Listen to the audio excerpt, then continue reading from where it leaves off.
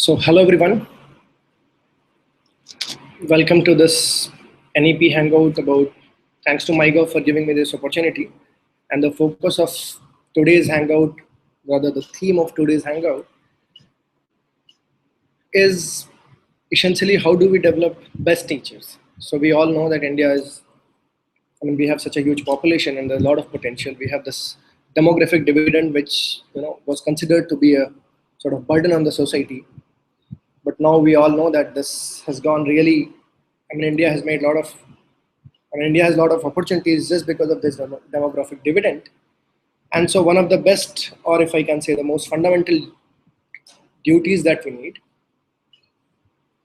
teaching is one of those professions. And so what I'll do is, if I can, I'll probably just start with some very simple things, maybe some 10 minutes or less than 10 minutes presentation, which essentially sort of revolves around the theme. And then we'll go talking about, we'll probably be open to questions, taking questions from people. So I'll start sharing my desktop screen here, which will sort of show you the presentation demo. So this is going to be a brief presentation. And so the theme is again developing best teachers, as I mentioned before. So the basic requirement of, before we talk about how do we develop good teachers, what best teachers and all those, there are some very basic minimum enablers that we should expect. And so this is a no-brainer that the quality of teachers is one of the most critical factors to ensure that we have a good teaching quality all across education institutes in India. And so there are two parts of it. One is the system, that the so-called higher education system, which should of course provide a basic minimum enablers to make sure that the quality of teaching is as per the requirement, of which the quality of teacher is important, and we'll probably be focusing on that aspect for today's discussion. But the second, before we expect things from teachers, if I may say, the system must provide them a basic minimum fair salary, right? So for example, I was going through these many of comments, and there are quite a few examples, and I'll not go into the nitty-gritties, but it seems like there are a very large number of private universities where the teaching salaries that teaching staff get, they are not as per the norms, and there's a lot of, if I may say, irregularities going on in those portions. And this is where probably the system can play a lot of role. Of course, there should be a minimum affordable, if I may say, the living conditions, the good living conditions, as well as an adequate infrastructure. So without giving an adequate infrastructure or resource, it's very unfair for us to assume that teachers will do their job. And especially on this aspect, we should probably be aware of what is the hard ground realities. So for example, if we visit, and I'm not talking about primary schools here, I'm talking about the so-called higher education centers that we have. So probably a realistic view of the ground realities is needed. We probably need to have a database of what are the facilities that people have, what are the sanctioned strength of students that are working there, do we have enough spacious classrooms, and those details. So this is something that the system must be able to provide. And of course, within the limitations of course, many things may not be available as of now probably, but we should hope that eventually things should be in the right order. At the same time, there are a lot of expectations from teachers as well, especially in India, where we had this glorious tradition of Gurukula and all, right? So the teachers must be, of course, qualified enough to teach. And this is again, how making sure that there are only right sort of people, well qualified, get into the system. That is again, where the role of rules and regulations become important. The system becomes very relevant. But more importantly, the teacher must be passionate about teaching and research. So I don't know how much true it is for the so-called higher education today, but at least when I was a kid, most of the time this used to happen that people would write for IAS exams, IPS exams, try all these different so-called lucrative areas, and when nothing really works, many people, okay, chalo teacher hi ban jata hai. So that lax attitude that being a teacher, whether you were not really interested in it, jisko kehte hain na majburi mein banna, so that is not probably what we should have. In fact, if you remember, if you look back into history, we had a history where teachers were most respected simply because they were dispassionate, right? And there are quite a good comments here, if I may say, which says that नागरिकों को सत्य, ईमान, संयम और सेवा का पाठ पढ़ाइए, झूठ, चोरी, छल कपट इन सबसे ऊपर उठाइए, सबसे अधिक सुविधाएं और महत्व किसी को दिया जाए तो वो गुरुओं को ही दिया ना जाना चाहिए, और ऐसे बहुत सारे विषय. So of course there is an expectation in terms of the character of teacher, right? So you expect the teacher to be a minimum level of maintaining a minimum level of character, right? And of course the very basic duty of doing teaching, he must be passionate about it. Another probably very important quality is the teacher should be humble. So the teacher at no point of time should sort of showcase himself as if I am the all-knowing, मैं सर्वज्ञ हूँ जिसको कहते हैं ना, तो उस तरह का एटीट्यूड नहीं होना चाहिए. So we should be humble, we should be ready to acknowledge our limitations. For example, जैसे बचपन में स्कूल में कहते थे कि जो टीचर बहुत कठोर होते हैं उनसे लड़के प्रश्न पूछने में डरते थे. So the student should not be afraid of teacher. In fact, they should be fond of teachers. They should not hesitate asking any kind of queries that they get, right? So never, for example, never ever discourage a student saying that what kind of foolish question it is. Let them ask foolish questions. And so there comes the third quality, which essentially is, again, if I may say, so the teacher should be compassionate, right? So for example, you know that if your kid, if you have a kid and he comes with some silly question, you don't really go to the extent that what kind of silly question it is, right? You never treat it that way. So that, and this, since this hangout is focusing towards the higher education mode, so we have these Subhashita, what essentially says that prapte tu shodase varse putram mitram vadachari. What it means is that this is especially in the context of how do you raise your own kid, that after your own kid is 16 years old, you should be treating him as a friend. And so the same holds true for students. So, and since we're talking about higher education, so there should not be this gap or this distance or this fear of interacting with teachers. So the student-faculty interaction is one of the probably most critically important factors, which probably make sure what happens in our system. And of course, needless to say that whatever duties we are assigned as a teacher, and I hope there are some teachers in this hangout as well, that we should be performing our duties with excellence, whatever it takes. So, well, assuming that these basic minimum requirements, at least in principle, are provided, what we also need is probably a paradigm shift in the philosophy of teaching. And so the basic idea when I'm saying that we need a paradigm shift in the idea of teaching is that the so-called conventional teaching is what is called the filling the vessel sort of form. So this I am borrowing from Socrates. So Socrates said that education is kindling the flame and not filling the vessel. So it is not about filling the vessel, meaning you have a lot of information, you just disseminate it, it goes to the students and it's their job to digest it, right? So, and the sort of drawback, the critical drawback of this model is that by this way of teaching, the students get this impression that everything is already known. So all that is to be known is already known, and that is given in the book. In the modern context, it's available online. And so this filling the vessel, so then this role of teacher or this role of interaction becomes very irrelevant in some sense, because information dissemination can be done by a computer much better than I will, right? In fact, it's much more efficient as well. You can edit the videos, you can really pause it the way where you want. So it has its own benefits, right? So this filling the vessel model is probably not the best way to teach. And so we probably need to go to what is called, what I would prefer to calling as the kindling the flame. Right? So we should essentially encourage the creativity, encourage critical thinking, the questioning attitude. Of course, some knowledge dissemination is of course important, right? But to have the discussion going, but the job doesn't end here. In fact, that part is probably a very minimal. The job of a teacher is to encourage creativity, to give them the idea that questions need to be asked. And in this context, if I may just sort of digress a little bit, so I was reading this very good, if I may say, a sort of small, not really a story, but a sort of a discussion kind of thing, which essentially said that this is by Arvind Gupta. He's an amazing guy. So this says that he, on his website, he hosts a PDF file which says that how did we come to know that Earth is flat? So after reading that PDF, I realized that one of the fundamental flaws of, call it our education system or the way most of our teachers teach, that we never really teach the students to appreciate the problem. So for example, the way this lecture starts, why should the first idea come to my mind that Earth is not flat? Earth is like a flat disk with heterogeneities. Wherever there's a peak, there's a mountain. Where there's a valley, there's water. Or you have rivers and these things, right? So first, let us teach, let us understand let them appreciate the question. So this questioning attitude, why did, for example, people think that the idea of gravity existed, right?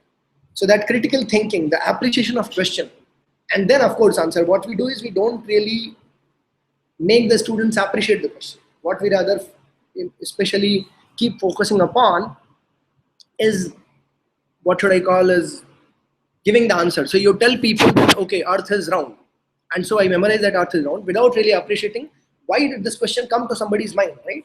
And so in this context, it is very important, for example, giving some small class projects, and this probably is valid because this is related to philosophy of teaching. It is not necessarily restricted to higher education.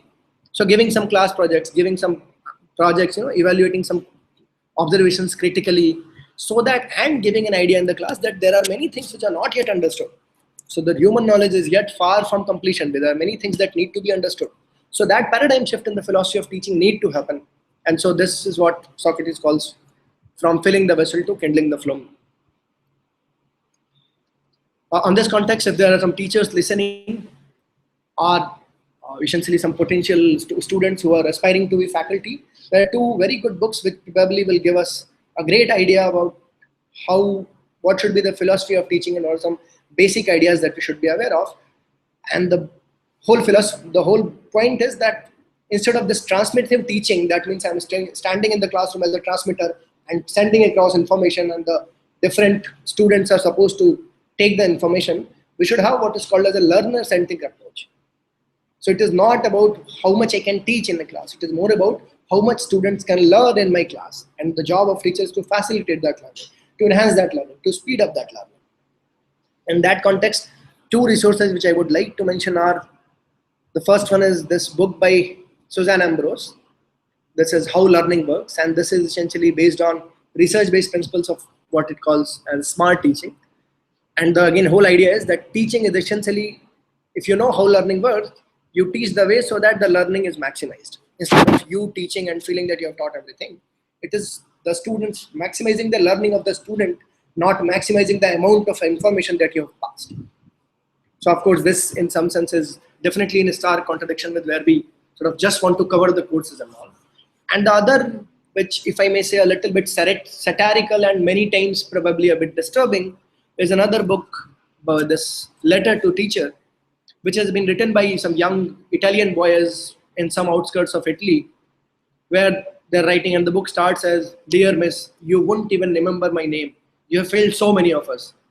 But I think of you and of this institution you call a school very critically, and many of us whom you fail." And this is a very good read in the sense that, again, this is for teachers, which essentially tells that how many things that we simply overlook being a teacher. Of course, the teaching load and the number of students is all important, but it just gives us a student's perspective.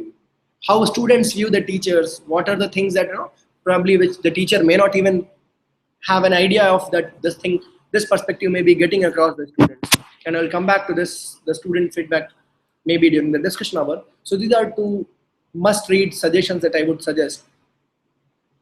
And so based on that, I think I'll stop here. We'll just quickly go through some of the discussion points that I would like to sort of, excuse me, keep focused upon during this hangout. So the first idea is that, of course, recruitment of good faculty is one of the most critical thing. Is the most critical step, must be fair and stringent. Again, the role of system becomes very important. And we must make sure that only deserving candidates enter the profession, not the people who couldn't do anything else are essentially coming to the system. And this, of course, cannot be maintained only by the system. So there have to be some of the system. Time is that since India has many students and they're all going abroad, you go to any US university, European university, you name it, everywhere you'll find good students. Many students doing masters and PhDs. So we do have this huge potential of building the next generation teachers.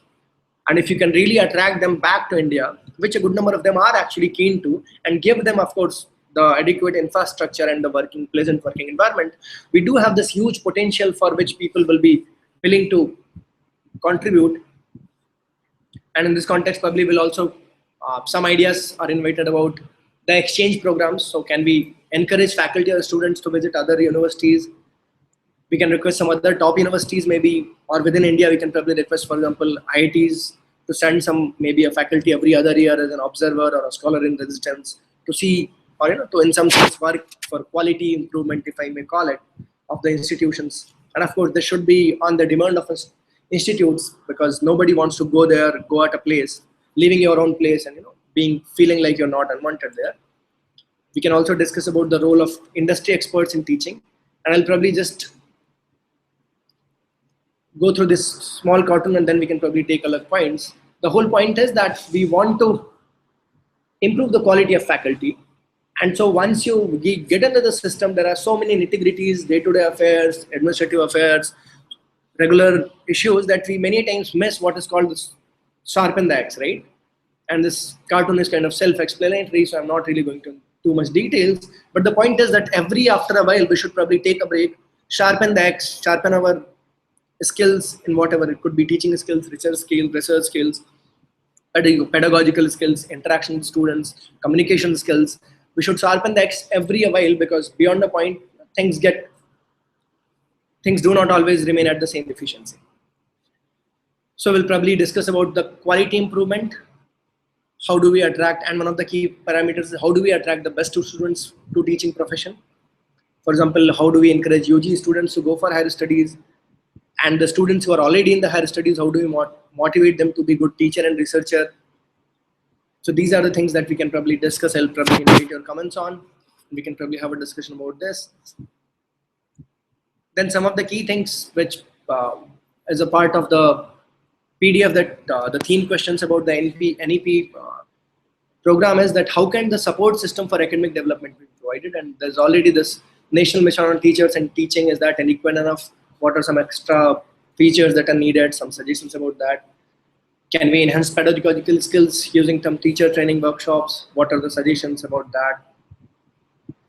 Similar ideas for, should we have student feedback? Because right now, I mean, in the IITs, the system is well placed, but I'm not sure if all the other universities have it.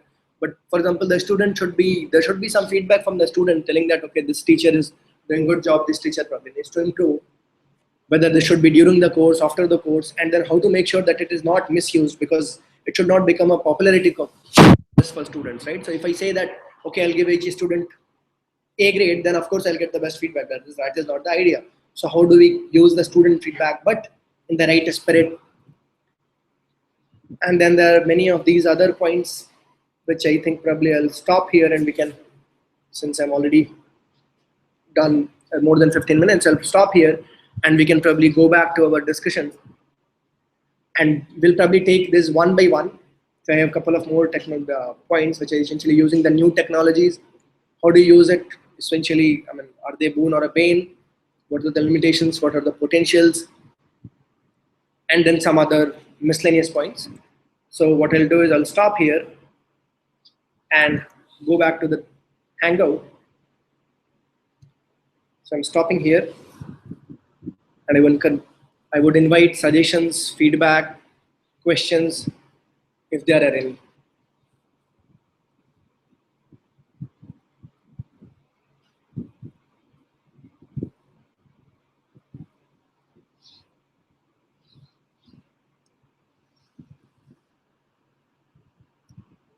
So I've got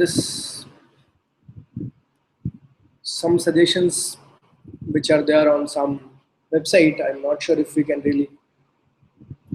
So there's a good feedback. There's a good point which says that, do we not have an Indian way of teaching?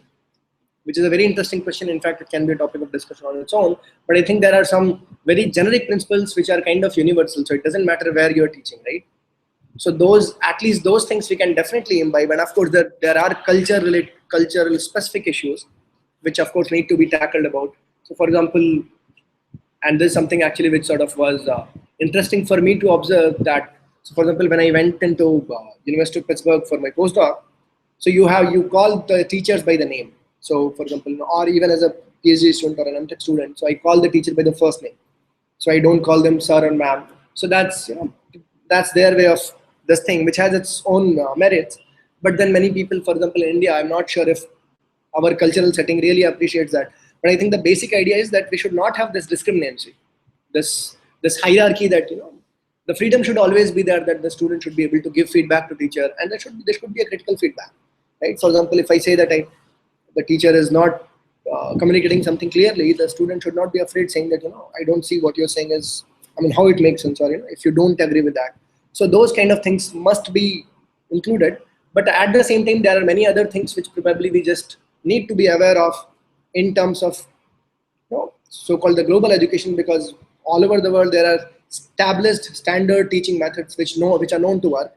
And for example, the reference that I share is one of those kind of things, which essentially does tell that this is one of the things that works. For example, if you focus on, for example, if you peer learning, or when students learn by discussing themselves, is an effective way than for example, one guy working on his own. So peer learning is one of the most effective known effective methods. So we should make use of those as well. And of course, we should have our own context.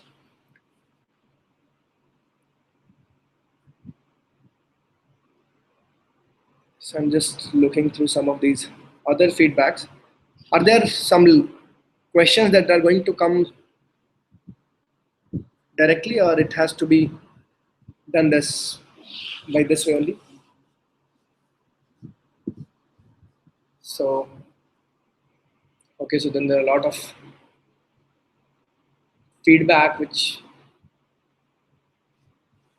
so I think this feedback about the culture, देश के सभी नागरिकों को सत्य, ईमान, संयम और सेवा का पाठ पढ़ा दीजिए, जो कि अध्ययन अध्यापन से ही संभव है.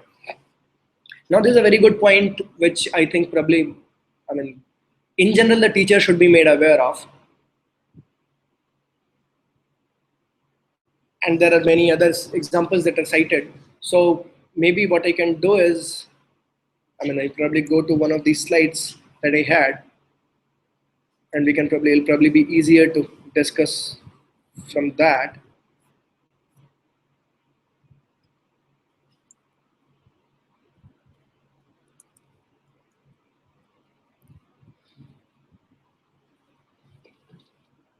All right, so this in some sense addresses that. So for example, how do we attract the best students to teaching profession? So right now, one of the reasons is, of course, it's not just the salary prospect, which is the only factor, but I think somewhere this factor also needs to be considered, that, we should realize that teaching is what is, in terms of Mahatma Gandhi, is the noble profession, right? So this is what probably is something which is catering to such a fundamental need of country. And this is not only passing on information, it's also in some sense involves man making or the character building, right? And of course, you cannot inspire someone. For example, a teacher, you cannot expect a teacher who's himself very lethargic, not really doing his duty up to mark, and then that he claims him to be sort of, motivating people. So that aspect is definitely not correct.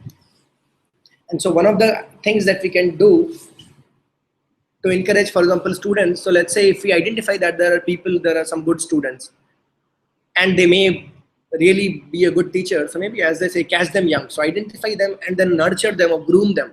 So identify them to go for PhD, and then once they are done with higher studies, sort of make sure that they are applying to various universities, and more importantly, staying in India as far as possible, because right now we have a good number of people who are very good researchers and then going abroad, which is probably we can also make a good use of them.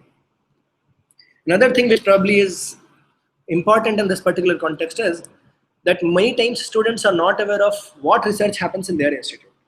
So for example, I am a student in some place, I am not aware of what my faculty do, because I judge a faculty only by the course that he teaches, right? And so many times that judgment is very partial. So for example, if the students are aware of, let's say, there's some good research happening in their institute, the students can go to those talks, interact with the people, and realize, they can find some interesting things. And then this way you're sort of, in some sense, identifying people who can be a potential faculty. Then another question which is very relevant is, we should hear the students' feedback. So if I am a horrible teacher, I should be made known. And nobody is a better judge than my students, right? So if, for example, I mean, many students in most of the class, for example, they feel shy. Barring few front benchers, there is a good amount who doesn't really feel comfortable speaking in the class. And so the teacher has to be more proactive. And so these things, in some sense, will probably be naturally. So for example, people may not be liking to tell you upfront, but what you can do is probably have a written feedback, which is a system in place in all the IITs. So you can take feedback from people, maybe during the semester, during the course, or maybe after the course, and then the teacher can go through how much of it is really helping him to become a good teacher. There are aspects which he may not be. For example, feedback like the writing on the board is too small, right? So this is something which probably if you realize at the end of the course, you probably missed a lot of students who couldn't really get you right. So getting this feedback mechanism. So one could be an official mechanism. What, for example, I practice one of my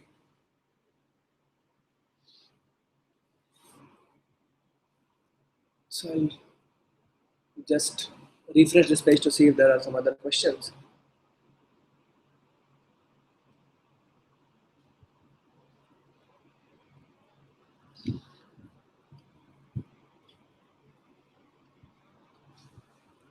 All right. So now another theme question which I probably would like to have your feedback on is, should teachers be involved in research work?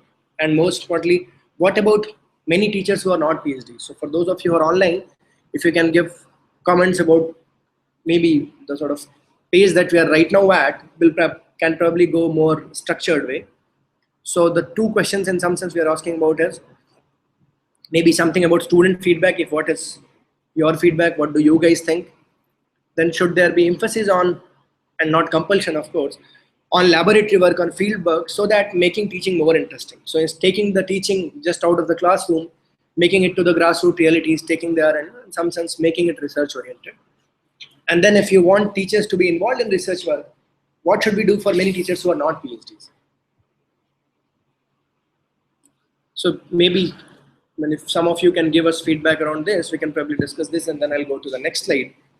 So what I'll do is probably stick to some of these, wait for some of your questions.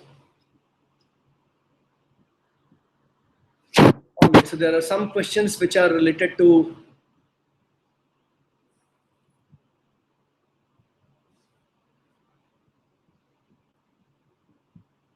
taking a minute to go through these.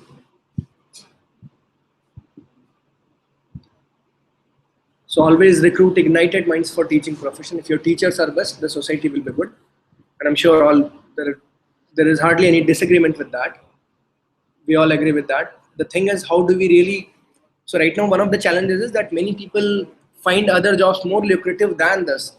And though this probably, so maybe if I can say, before this 6 pay commission, this probably was not it was a sort of, I can say, sacrifice in the sense that the salary scales were not so good, but now it is reasonably good. It's not, if I may say, it won't give you a luxurious life, but this gives you, you do get a reasonably good life, especially after the 6 pay commission.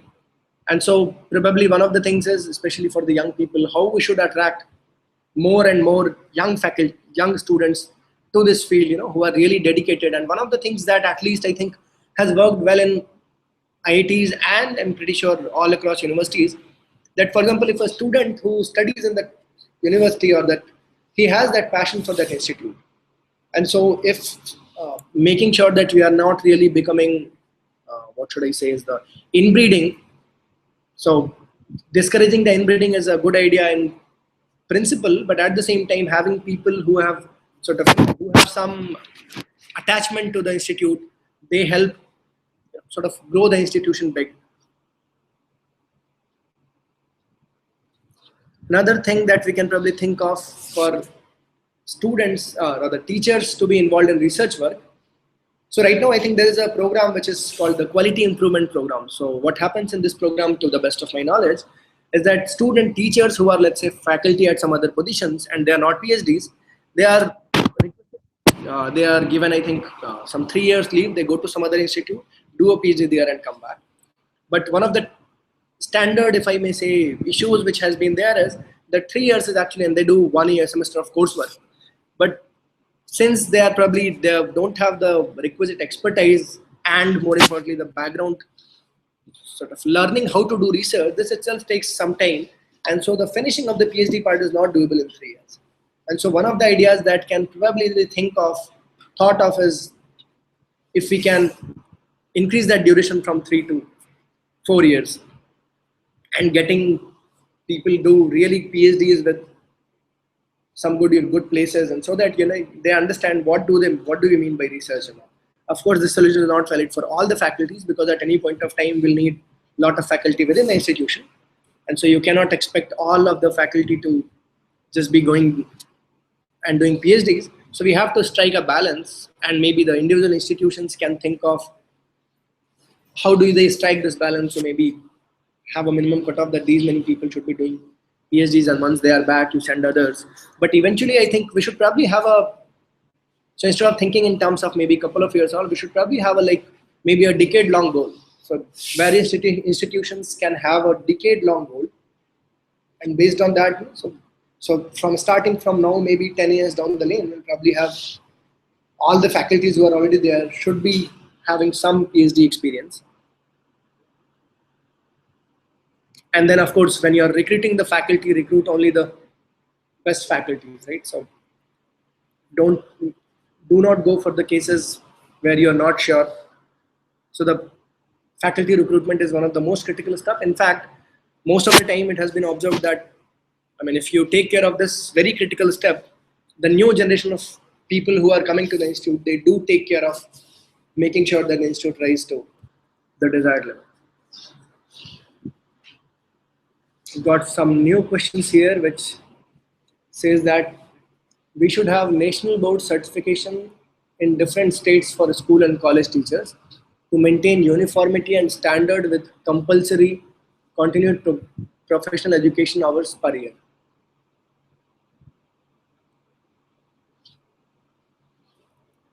So I was talking about this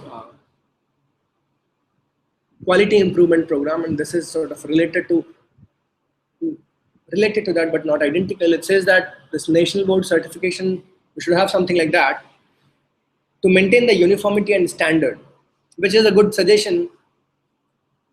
Essentially, what the point I think wants to be made is that you should have not uniformity, but at least maintain a minimum level of standard at all the institutes, at all the universities, which is a good idea. And the only thing probably to be careful about this is that when we are doing this, we should not go for uniformity, because uniformity, by very definition, universities or places of higher education are the places which encourage diverse ideas, independent ideas, and critically examine them. And so if you are sticking to one particular model, if there's a flaw in that model, everything fails. So we should have a minimum standard that should be ensured, and then of course beyond that, what extra needs to be done should be left to the institutions in good sense. There's a very good question that's saying that if the teachers will get same professional respect like other professionals, more and more good teachers will come to teaching field, which is a very valid point. In fact, in this context, I have heard that, and this again I have to verify, but there are countries where the faculty do get this, for example, not standing in queue and those kind of respects. But again, we have to figure out how do we really, physically, how do we achieve this? Because one of the issues is that respect is something that you cannot demand from others. People may be respecting you because of fear, right? So, for example, if you're a local police wala, people may not say something in front of you. And I don't mean to say here that all the police walas are bad, but the point is the respect has to be earned. And to earn that respect, the character of the teacher should also be of that caliber. So, for example, I remember when we were kids, this used to be the case that we used to respect the teachers really well. So that's a good point, and I definitely that. There should be some professional respect like other professionals, and more teachers will be coming to teaching field. That's a good suggestion. There are some suggestions which says that reduce the retirement age from 60 to 58. Now this again is so I think it was only recently that the retirement age was increased from 58 to 60. And the point here is that people are,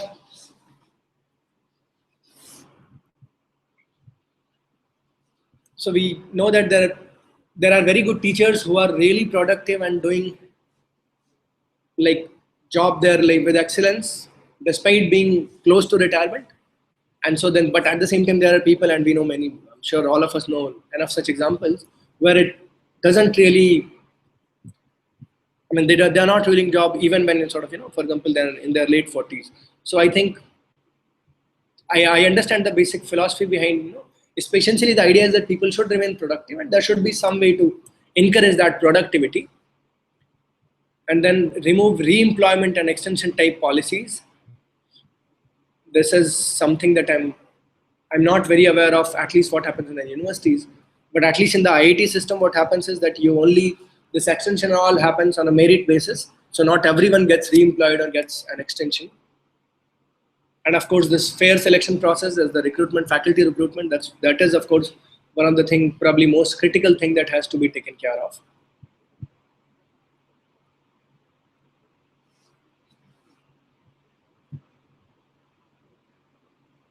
And then the other thing is suggested is that good seminar program should be organized. So in this context, I think I'll just mention this.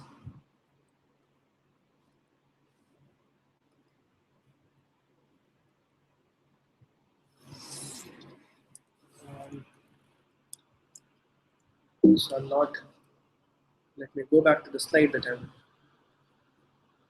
talking about.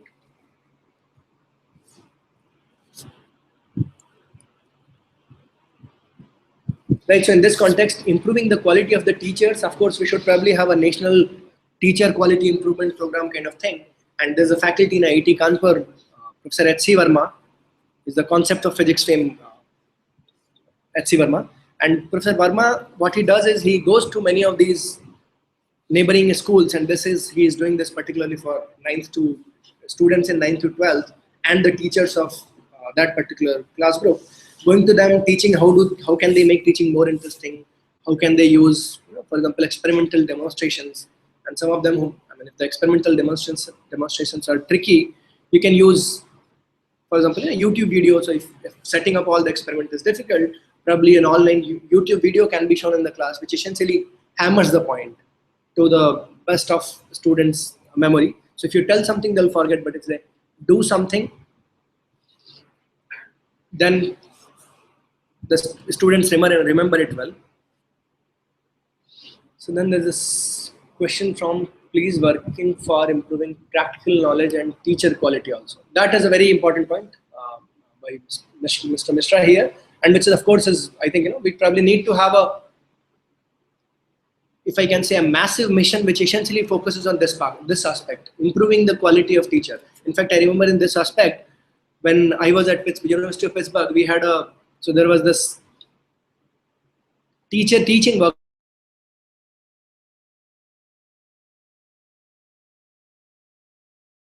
as well as the postdoc. So I attended one of them, and they in this workshop, they really went to the nitty-gritties of, for example, in the day-to-day teaching, what are the things that you should be careful about, all the way to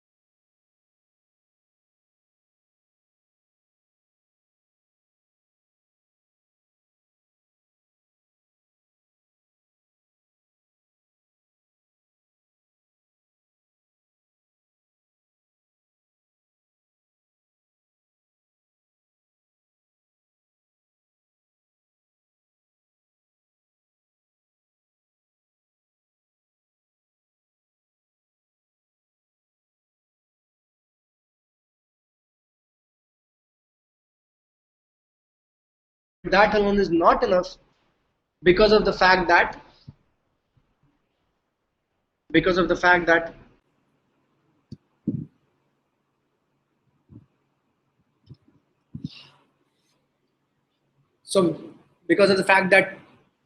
many people are doing sort of reproducing the same work that has been already done somewhere, and so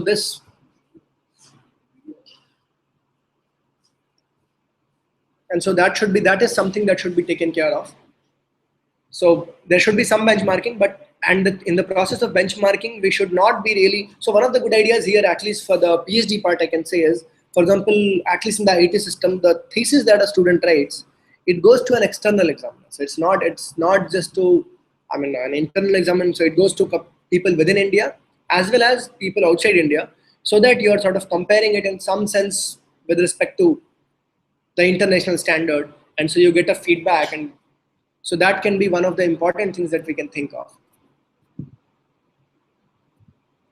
That's another very important feedback that's just coming here, which is that the teachers must be given research facilities. That's a very critical point, and I think the teaching and research go hand in hand. So for example, if I'm only doing class teaching and I'm not really updated with what is happening in the latest thing, I don't feel qualified enough actually to make a claim. For example, we know that in this current times, the information or the new knowledge is being generated every now and then, and so it's very important to be updated. And to make sure that we do that, of course, we should have some basic minimum research facilities available to us.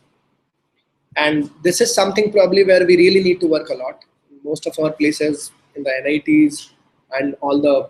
So in fact, that was one of the key points that I wanted to talk about, that when we are having this, let me just go to a slide and I'll probably not sharing it. But one of the things to be aware of this thing is that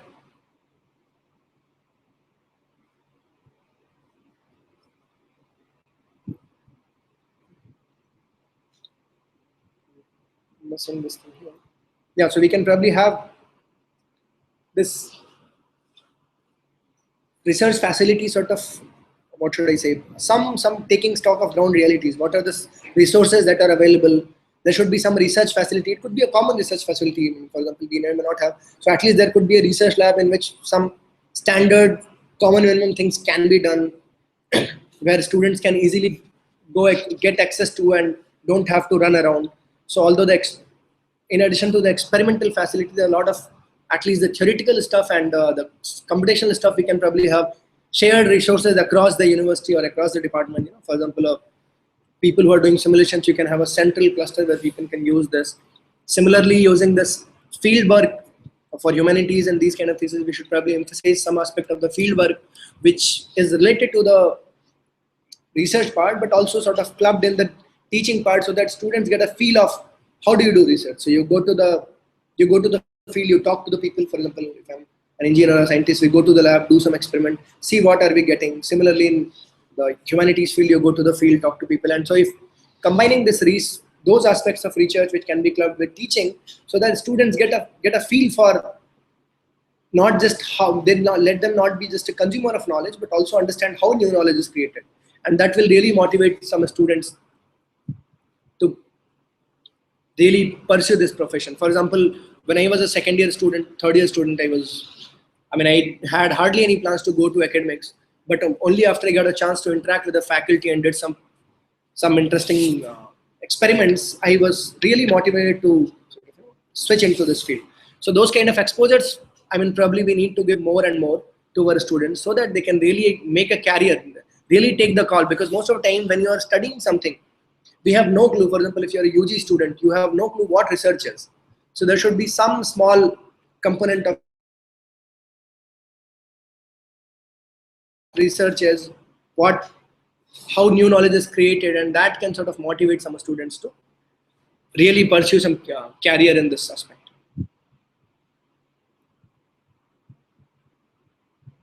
And then there are these feedback which is pretty generic, I should say, that झूठ बेईमानी को जब तक समाप्त नहीं करेंगे तब तक कोई योजना सफल होगी नहीं. ये बात सच है, और इसीलिए मुझे लगता है ये Mr. Prakash, one of the things that we need to do is that people who are coming to this profession, so mean, we can always keep harping that the profession has these issues and all, but it's like बिल्ली के गले में घंटी बांधेगा कौन?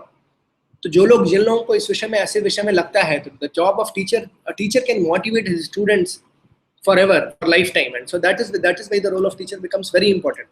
And I know of people, especially for example, where I graduated in IIT Bombay, the senior faculty, they really doom the faculty. I mean, make sure that the real good quality students, they come back to India, keep them following up, so that they come back to India and contribute to the sort of broad, if I can say, the institution building and these kind of things. So we, इसको कहते हैं ना, आपको identify करके लोगों को nurture करना पड़ेगा, और ये प्रोफेशन के बारे में रिस्पेक्ट जगाना, टीचिंग प्रोफेशन के बारे में रिस्पेक्ट जगाना, ये टीचर्स का ही काम है. If I as a teacher don't feel कि my job is really a glorious job or I'm doing something worthwhile, it doesn't make sense for others, right? Everyone is proud of his profession, right? So मैं एक बार ऐसे I used to go to many such outreach activities when I was a student. So हम लोग एक जगह, तो वहाँ सब लोग पूछ रहे थे कि आप बड़े होके क्या बनोगे. तो IAS, PCS, दरोगा, अलग अलग एग्जाम्पल्स आए. उनमें एक बच्चे ने कहा कि मैं टीचर बनूंगा, तो सारे स्टूडेंट्स हंसने लगे. And so this, and simply because that is the normal perception that we have created, and this perception has to be changed, and this will change only when we take up this responsibility. So for example, people who feel that this is a very important profession, a noble profession, which has its role in nation building, they should probably come to this profession. Of course, you will have each profession has its own issues to deal with. I'm not saying that it's a very rosy picture. Teaching a class or preparing for doing research is not an easy stuff, but that is what life is. So I think we should have publicize and popularize this thing that teaching is one of the best professions one can get into, one of the most noble professions. Second, it is not an easy profession. It is a very critical profession. It's not that life is going to be a bed of roses. And the third one is that once people are in, we should make sure that they're constantly upgrading themselves, updating their knowledge, constantly working on new problems, so that they are exposed to new problems, new areas, and of course try new experiments in teaching. So I'll probably stop here. I think I've got quite a few suggestions in here, and I don't know how much justice I have been able to do. I was hoping to see some people on the Hangout, which probably I was in a different impression, so I could not really cover some of these online aspects. But one of the key things I think we should probably remember is that any profession gains